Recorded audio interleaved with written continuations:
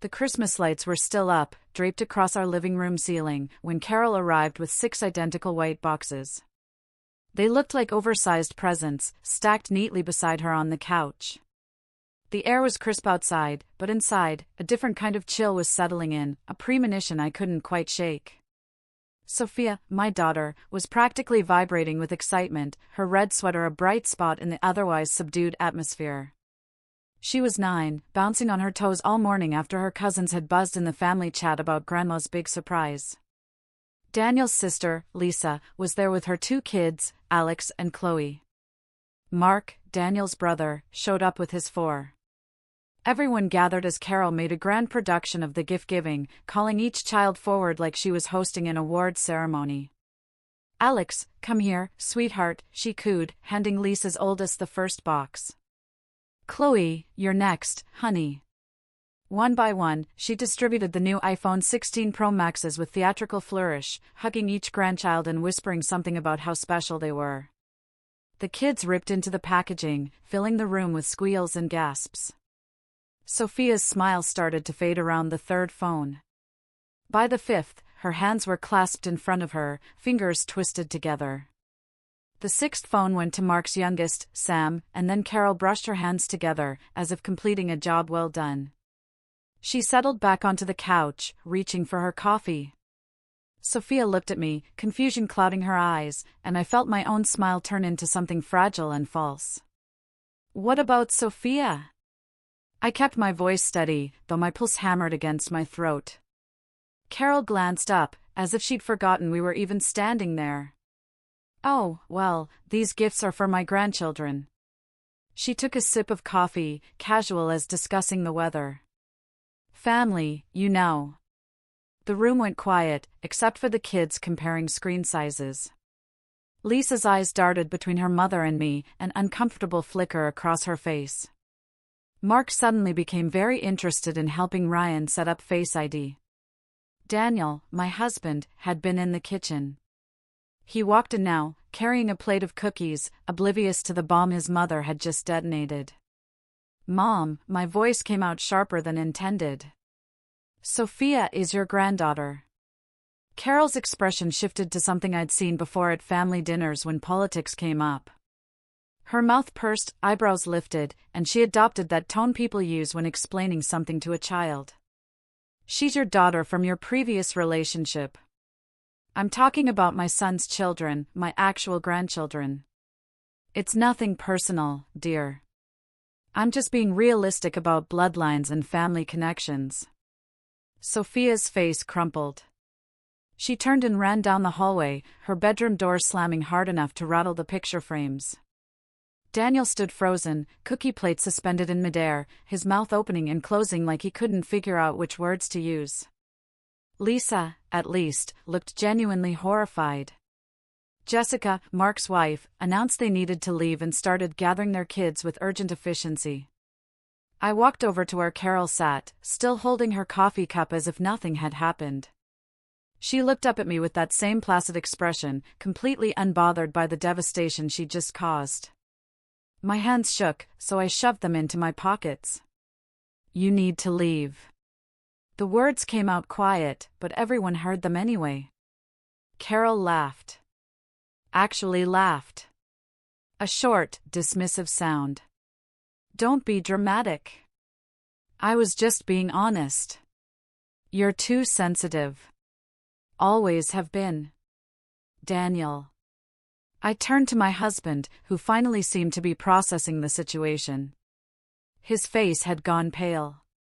"Tell your mother she needs to leave our house." He set the cookies down with a clatter. "Mom, that was really inappropriate. You can't just exclude Sophia like that." "I didn't exclude anyone," Carol protested.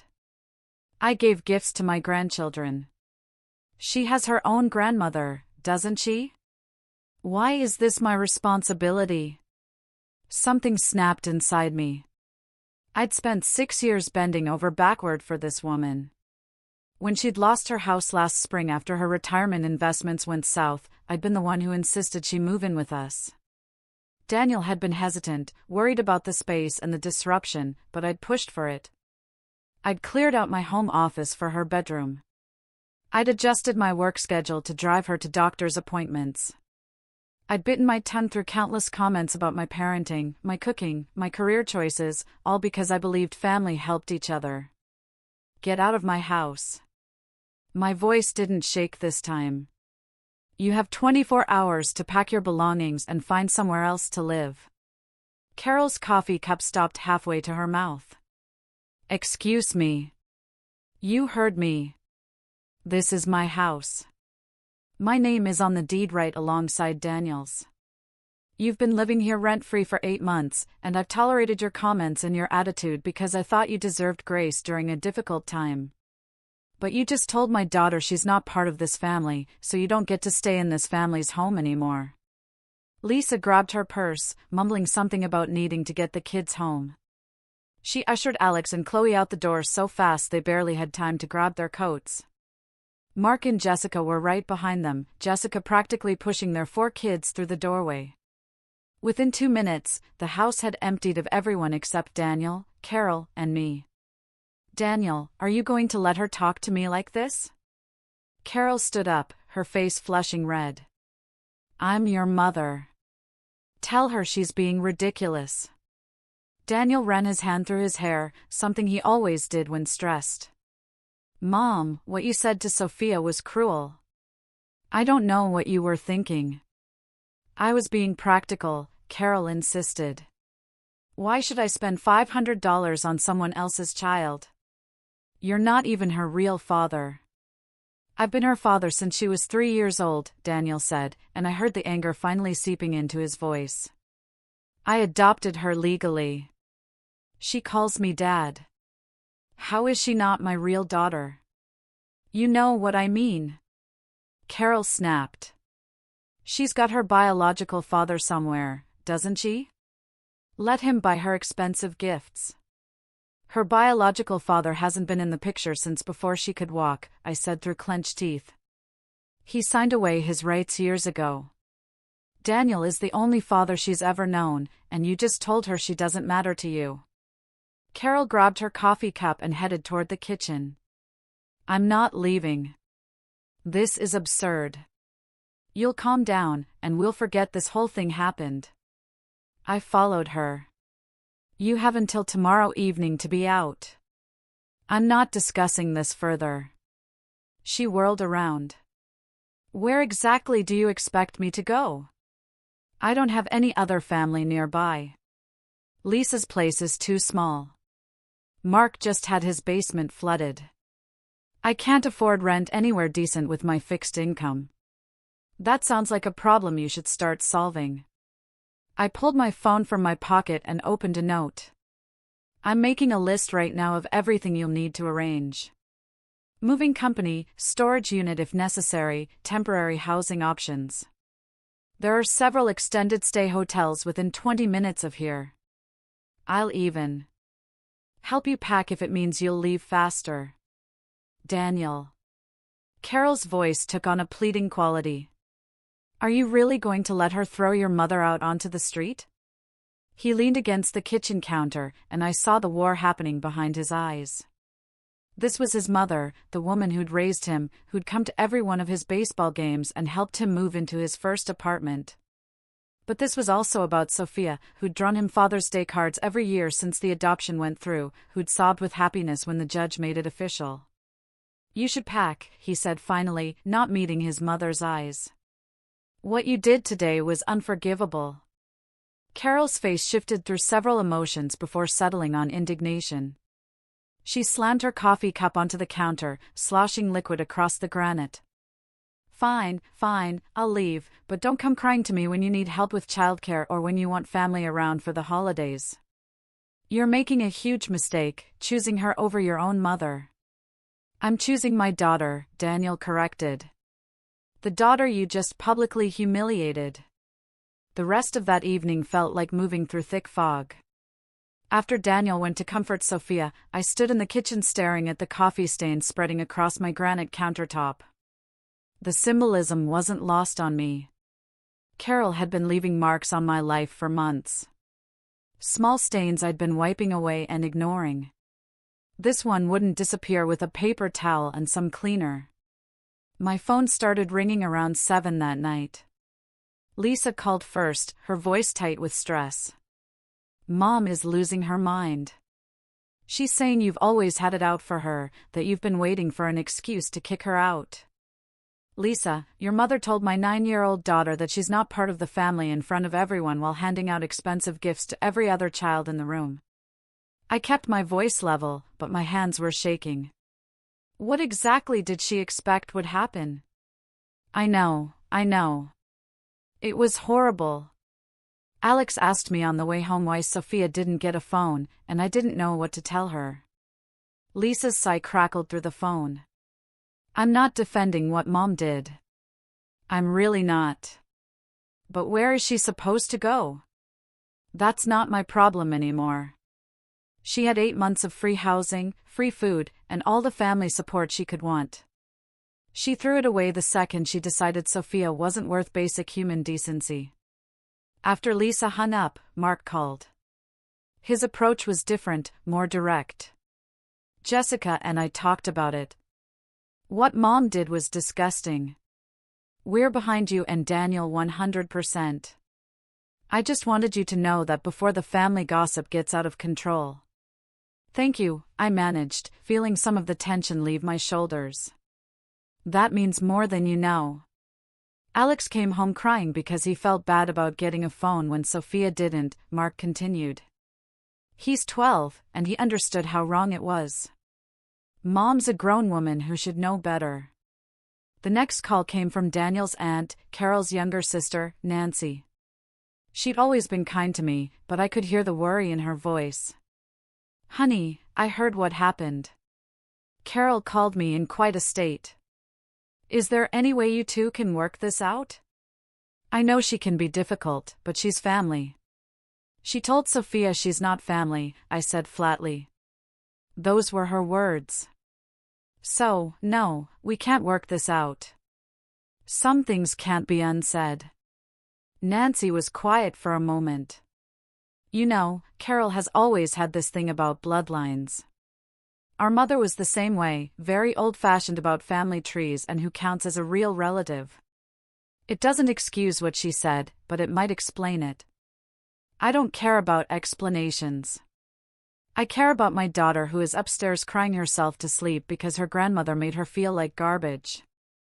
After that call ended, I silenced my phone. Daniel emerged from Sophia's room looking drained. We sat together on the couch in the dark living room, not bothering to turn on any lights. The Christmas tree in the corner blinked with colorful lights, cheerful and completely at odds with the heaviness filling the house. She finally fell asleep, Daniel said quietly. She asked me 3 times if I was going to leave like her biological dad did.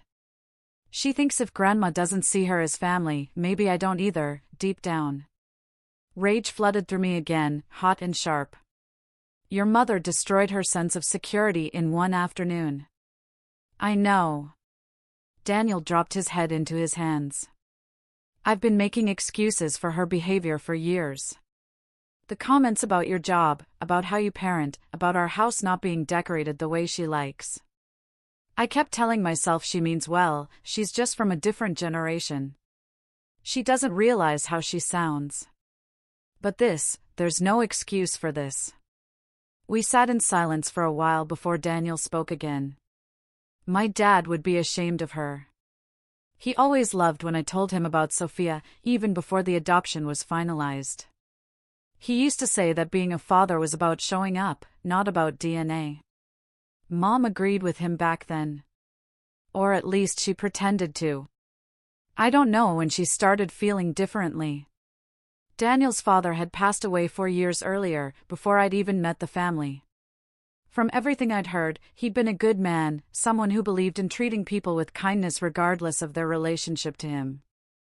I wondered what he would have said about today's events. Probably he would have taken Carol aside and told her she was being cruel. Maybe she would have listened to him in a way she wouldn't listen to anyone else. The next morning arrived too quickly. I'd barely slept, my mind running through scenarios and conversations, preparing for the confrontation I knew was coming. Carol stayed in her room until nearly noon. When she finally emerged, she'd clearly been crying. Her eyes were red and puffy, her hair uncombed. For a brief moment, I felt a flicker of sympathy.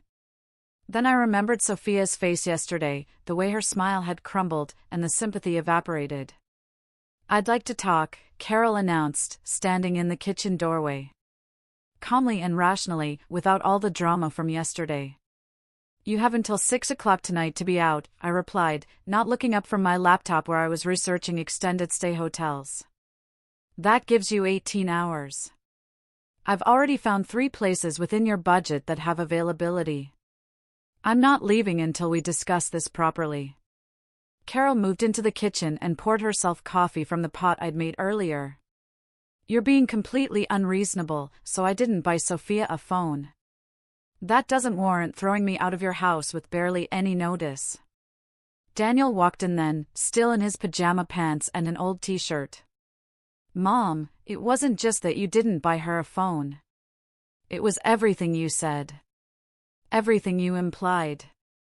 You told a 9-year-old girl she's not part of our family. I said she's not my biological grandchild, which is simply a fact." Carol's tone turned defensive. "I'm sorry if the truth hurts, but I'm not going to pretend otherwise. I have limited resources. I chose to spend my money on my actual grandchildren. That's my right. Then it's my right to decide who lives in my house," I shot back. "And I've decided I don't want someone here who treats my daughter like she's less than everyone else." Carol's jaw tightened. "What about everything I've done for this family? I've babysat Sophia dozens of times. I've cooked meals. I've cleaned. Doesn't that count for anything?" "You did those things while living here rent-free," Daniel pointed out. "You weren't doing us favors. You were contributing to a household you were part of. And apparently the whole time you were babysitting Sophia, you secretly thought she wasn't really your grandchild. How are we supposed to trust you with her after knowing that?" The conversation spiraled from there. Circular arguments that went nowhere. Carol insisted she'd done nothing wrong, that we were overreacting, that family should forgive and forget. Daniel and I held firm on our deadline. Eventually, Carol retreated to her room to start packing, slamming the door hard enough that picture frames rattled on the hallway walls. Sophia had spent the morning at my parents' house. I called my mother, Sarah, early and explained what happened, and she'd immediately offered to take Sophia for the day to give us space. When I went to pick her up that afternoon, Sarah pulled me aside while Sophia was in the other room. "That woman should be ashamed of herself," my mother said, her face flushed with anger. "Sophia told me everything that happened. The poor baby was trying so hard not to cry while she explained it." "What kind of person does that to a child?" "Someone who's about to learn that actions have consequences," I replied. My father, David, appeared from his workshop, wiping grease off his hands. "You need help moving her stuff out?" "I can bring my truck over." "I appreciate it, but Lisa's coming to pick her up. I just want her gone with minimum fuss." "Good," my father said firmly. "Don't you dare feel guilty about this. You're protecting your daughter, which is exactly what you should be doing. Anyone who has a problem with that can take a flying leap." When we got home, Carol was in the living room surrounded by boxes and suitcases. She'd called Lisa, who was on her way. The tension in the house felt like a living thing, pressing down on all of us. Sophia saw the boxes and her expression shuttered closed, becoming carefully blank. She'd learned that look from watching me deal with difficult people, and seeing it on her young face broke my heart all over again. Lisa arrived with her husband, Brian, who'd brought his SUV to help transport Carol's belongings. Brian was a quiet guy, generally stayed out of family drama, but even he looked uncomfortable as he started loading boxes. Lisa kept apologizing, telling me this was temporary, that she'd help her mother find permanent housing as soon as possible. "This is ridiculous," Carol muttered loud enough for everyone to hear.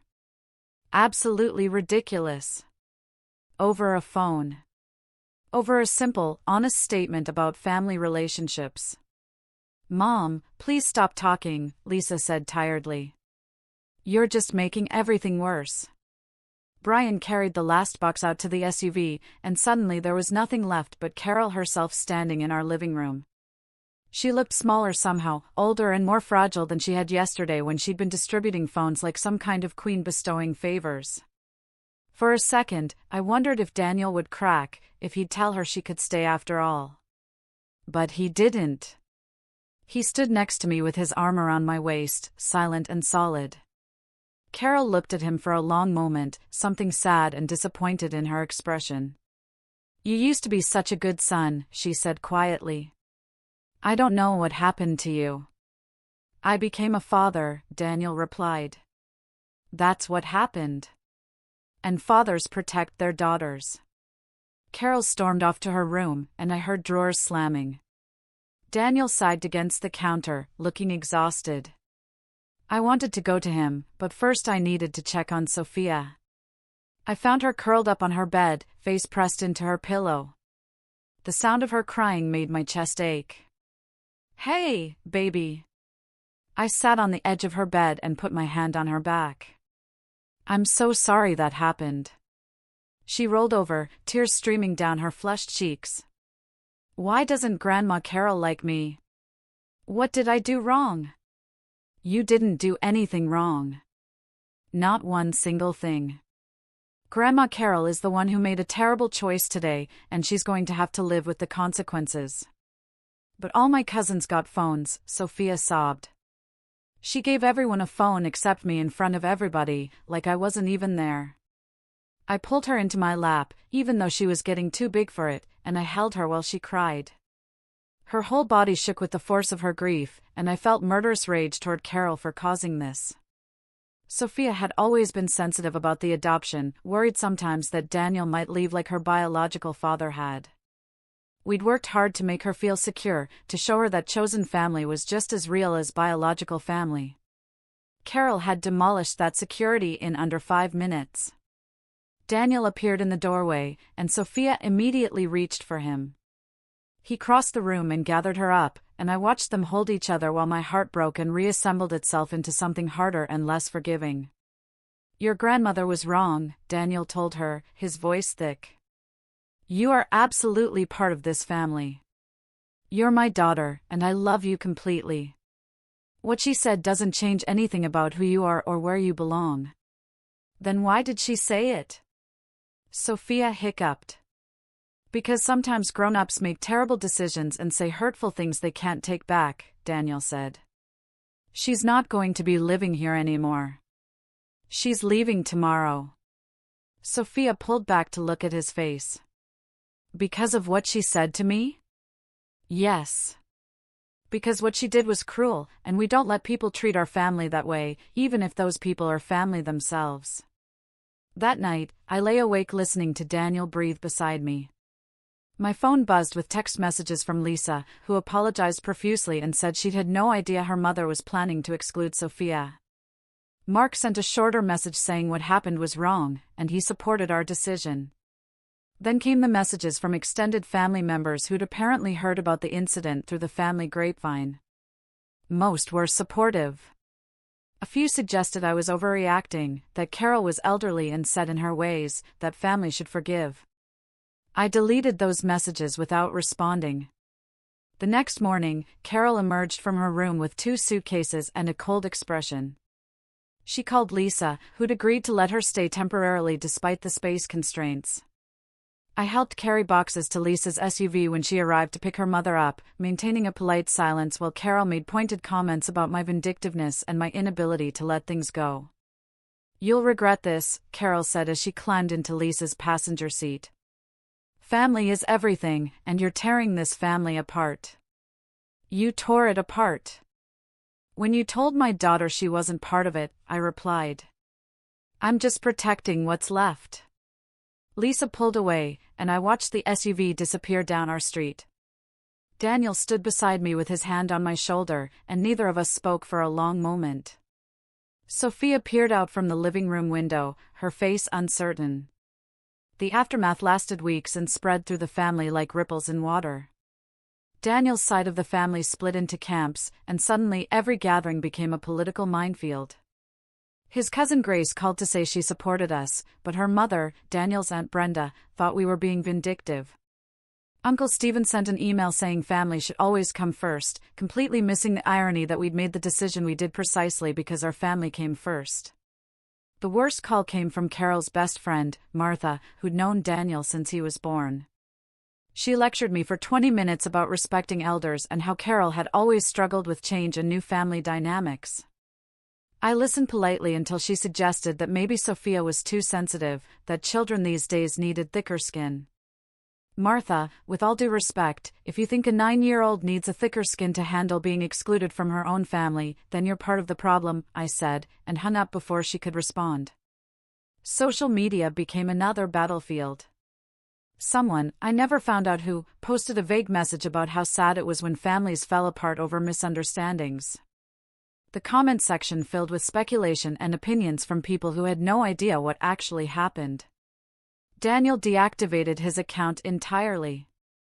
I kept mine but started blocking anyone who sent unsolicited advice about forgiveness and family unity. Lisa struggled the most out of Daniel's siblings. She called me several times those first few weeks, always late at night when her kids were asleep. Mom cries every day, she told me during one call. She keeps saying she didn't mean it the way it sounded, that everyone's twisting her words. Lisa, there's no way to twist she's not part of the family into something harmless, I replied gently. I know this is hard for you, but your mother said what she meant, and she meant what she said. I keep thinking maybe if you two could just sit down and talk, really talk, you could find some middle ground. There is no middle ground between Sophia is my grandchild and Sophia isn't my grandchild. It's binary. Your mother chose her position, and we're respecting that choice by keeping our daughter away from her. Lisa's situation became more complicated when Alex, her 12-year-old, started asking to see Sophia. The cousins had been close despite the age difference, and Alex felt guilty about the whole iPhone situation. Lisa arranged for them to meet at a park one Saturday, neutral territory, where no one had to worry about running into Carol. I sat on a bench watching Alex and Sophia kick a soccer ball back and forth. Alex kept apologizing to her, even though none of it was his fault. It's weird without Grandma at your house, Alex said at one point, his voice carrying across the playground. But Mom says what she did was really bad. It was bad, Sophia agreed, and I was proud of how steady her voice sounded. She made me feel like I didn't belong. Alex kicked the ball harder than he needed to, frustration evident in the movement. You do belong. You're my cousin. That doesn't change just because Grandma's being stupid. Out of everyone in Daniel's family, Alex might have understood the situation best. He'd witnessed the whole thing, seen Sophia's face, felt the awkwardness in the room. Kids often see through justifications and excuses that adults hide behind.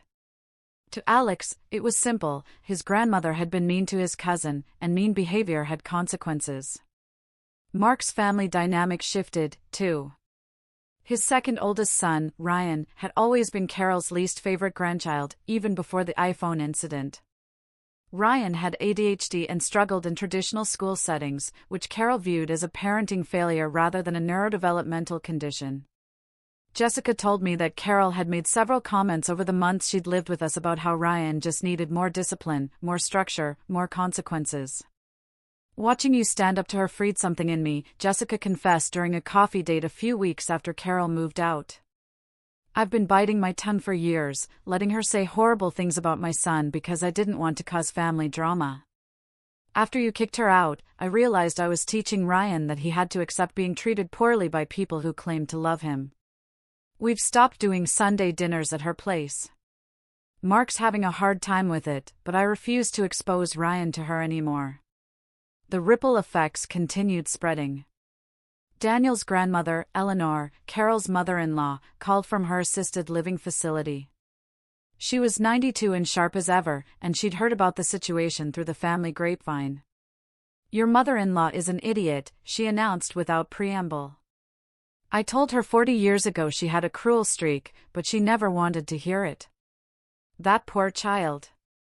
You tell Sophia that her great-grandmother thinks she's wonderful, and Carol can go pound sand.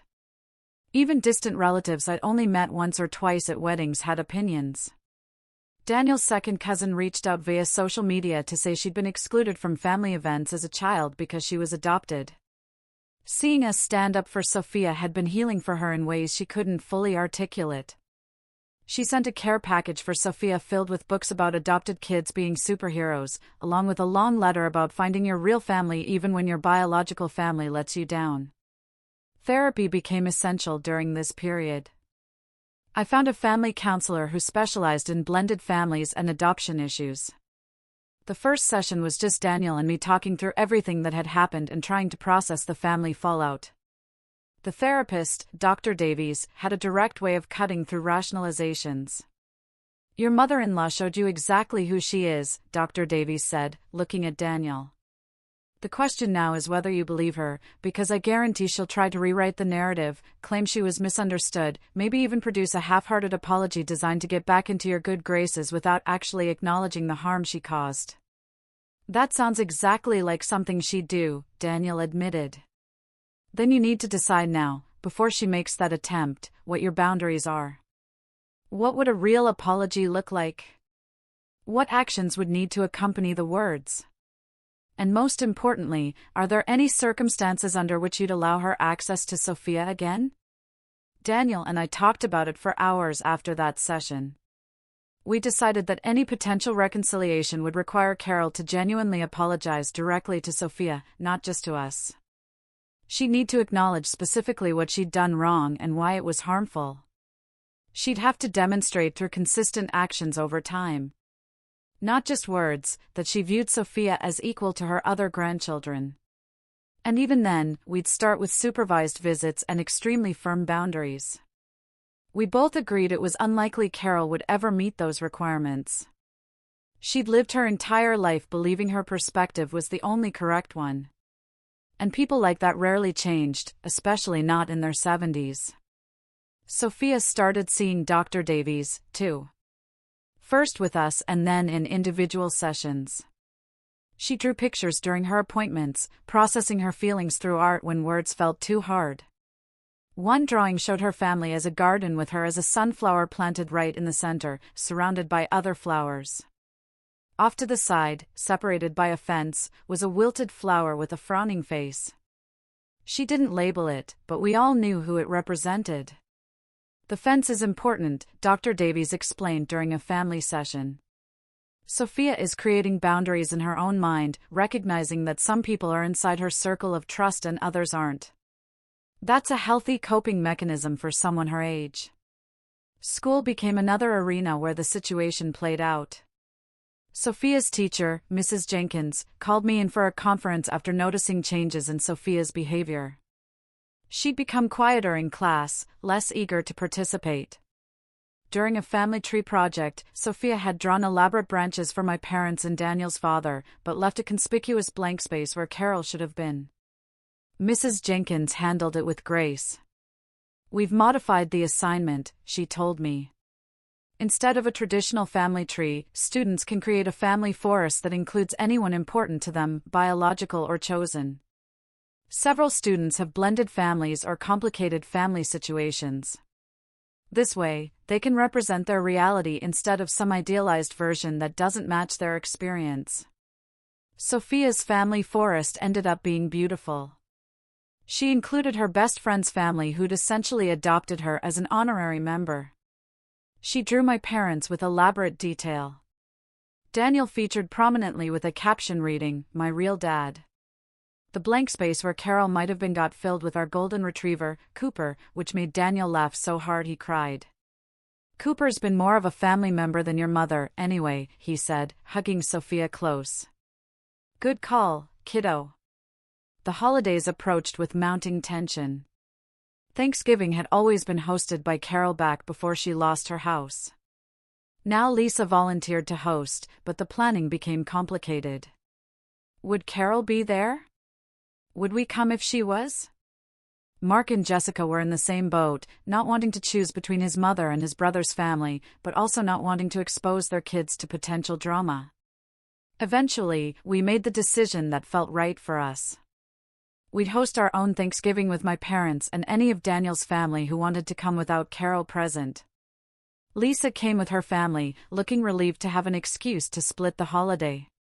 Mark and Jessica came too. Uncle Stephen, who'd sent that sanctimonious email about family coming first, declined our invitation and went to Carol's gathering instead. His absence didn't bother me at all. Our Thanksgiving ended up being one of the best I could remember. Without the tension of Carol's presence, everyone relaxed. The kids played without worrying about being too loud. The adults had actual conversations instead of carefully avoiding controversial topics. Daniel's grandmother, Eleanor, called during dinner, and we put her on speakerphone so everyone could wish her a happy Thanksgiving. She asked to talk to Sophia specifically and told her a long story about a mean aunt she'd had as a child and how she'd learned that family wasn't about blood. It was about love. Some people just have small hearts, Eleanor said, her voice crackling through the phone speaker. Your grandmother Carol has a small heart. But you, sweet girl, have a heart as big as the ocean. Olivia glowed for the rest of the evening, repeating that phrase to herself. Big as the ocean. She wrote it on a piece of paper and taped it to her bathroom mirror, a daily reminder of her worth. Carol never apologized to Sophia. She sent a card a month later addressed only to Daniel, saying she hoped he'd come to his senses eventually. Inside the card was a photo of her with all the other grandchildren at some restaurant. Everyone smiling, everyone except the one granddaughter who wasn't included in the picture or the outing. Daniel threw the card away and blocked his mother's number. Lisa called sometimes, asking if there was any way to fix things. I appreciated her position, caught between her mother and her brother, but I had no interest in reconciliation. Some hurts ran too deep for simple apologies to heal. Carol had shown Sophia exactly how she felt, and words wouldn't erase that demonstration. Even if Carol suddenly bought Sophia 10 iPhones and wrote a tearful apology letter, the damage had been done. My daughter had learned that some people would always see her as less than, as other, as not quite belonging. My job became teaching her that those people were wrong and their opinions didn't define her worth. 3 months after the iPhone incident, Sophia came home from school with a permission slip for a father-daughter dance. She handed it to Daniel nervously, like she wasn't sure he'd want to go. He signed it immediately and marked the date on our calendar in big red letters. They went shopping together for a dress, and Daniel bought a new tie to match. The night of the dance, I took pictures of them on our front porch, and Sophia glowed with happiness. That same weekend, Jessica called to say they'd started limiting contact with Carol as well. Apparently, she'd made some comments about their middle child, Ryan's learning disability, suggesting they weren't trying hard enough to fix him. Jessica said she finally understood why I had drawn such a hard line. Some behavior couldn't be tolerated, no matter who it came from. Daniel's relationship with his mother remained fractured. He'd see her occasionally at neutral locations, coffee shops or restaurants, conversations lasting exactly 1 hour before he'd make excuses to leave. She never asked about Sophia during these meetings. He stopped sharing updates about our daughter's life, stopped showing photos, stopped pretending everything was fine. The distance between them grew from weeks to months to something that felt permanent. I didn't feel guilty. People asked sometimes if I regretted how things had turned out, if I wished I'd handled it differently. The answer was always no. I'd spent too many years watching people prioritize politeness over protection, watching parents force their children to hug relatives who made them uncomfortable, watching families sweep hurt under rugs rather than address it directly. I refused to teach Sophia that she should accept mistreatment for the sake of keeping peace.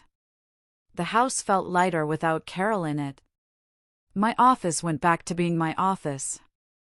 Our routines belonged to us again. Sophia started laughing more, her confidence rebuilding slowly. She made the honor roll that semester. She joined the soccer team. She stopped asking why Grandma Carol didn't love her because the question became irrelevant to her daily happiness. Lisa visited sometimes without her mother, bringing Alex and Chloe to play with Sophia. The cousins got along well despite the family tension, and I was glad they maintained their connection. Mark and Jessica came for dinner once a month. We celebrated birthdays and achievements without Carol's presence casting shadows over the festivities. My parents, Sarah and David, who'd always treated Sophia as their beloved granddaughter, stepped up even more. My mother started a weekly video call tradition where she and Sophia would cook the same recipe together, each in their own kitchen, comparing results at the end. My father taught her how to change a tire and check the oil in a car. They gave her an iPhone 16 Pro Max for her 10th birthday. Not because they needed to make up for Carol's cruelty, but because they wanted to, because she was their grandchild without qualification or asterisk. Daniel eventually went to therapy to process the loss of the relationship with his mother he thought he had. The therapist helped him understand that he'd been grieving not who Carol actually was, but who he needed her to be. The gap between those two versions had always existed. The iPhone incident had simply made it impossible to ignore anymore. A year passed, then another. Sophia grew taller, smarter, more herself. She stopped flinching when people asked about her family tree during school projects. She wrote an essay about adoption for her English class that made her teacher cry. Daniel framed it and hung it in his home office. Carol sent a Christmas card the second year with a brief note saying she hoped we were well. She didn't mention Sophia by name. Daniel sent back a card with a photo of the three of us at the beach, our arms around each other, genuinely happy. He didn't include a note. People sometimes suggest that holding grudges is unhealthy, that forgiveness is necessary for moving forward. I disagree. Some things don't deserve forgiveness. Some bridges should stay burned. Some doors should remain closed. Setting boundaries isn't about holding grudges. It's about refusing to let poison back into your life once you've finally purged it from your system. Carol made her choice when she excluded Sophia from her definition of family. I made mine when I told her to leave. Daniel made his when he backed me up instead of asking me to tolerate the intolerable. Every day since then has been proof that we chose correctly. Sophia knows she's loved completely and unconditionally by the parents who chose her and the extended family members who actually value her. She knows she has a grandmother who would do anything for her, even if that grandmother happens to be mine rather than Daniel's. She knows belonging isn't about biology, but about who shows up for you, who protects you, who makes space for you at their table without requiring you to earn your seat. The iPhone 16 Pro Max sits in a drawer somewhere at Carol's place, I assume. Sophia's phone gets used daily for schoolwork and staying in touch with friends and taking photos of moments she wants to remember. The difference between those two phones tells you everything you need to know about the difference between performance and genuine connection. Would I change anything if I could go back? No. I'd probably give Carol less than 24 hours if I'm being honest. Some people mistake kindness for weakness, and they need to learn that protecting your child isn't negotiable. Family takes care of each other. Absolutely. But first, you have to decide who counts as family. And we decided that years ago when Daniel signed the adoption papers and Sophia started calling him Dad. Everyone else can either accept that reality or find themselves on the outside looking in. Carol chose the latter, and we've all moved forward without her. Sophia is better for it. Our marriage is stronger for it. Even Daniel, despite the grief and complicated feelings, is healthier for having established clear boundaries about how his daughter will be treated. Sometimes the trash takes itself out. You just have to be brave enough to hold the door open and let it. What's the toughest boundary you've ever had to set with someone you love?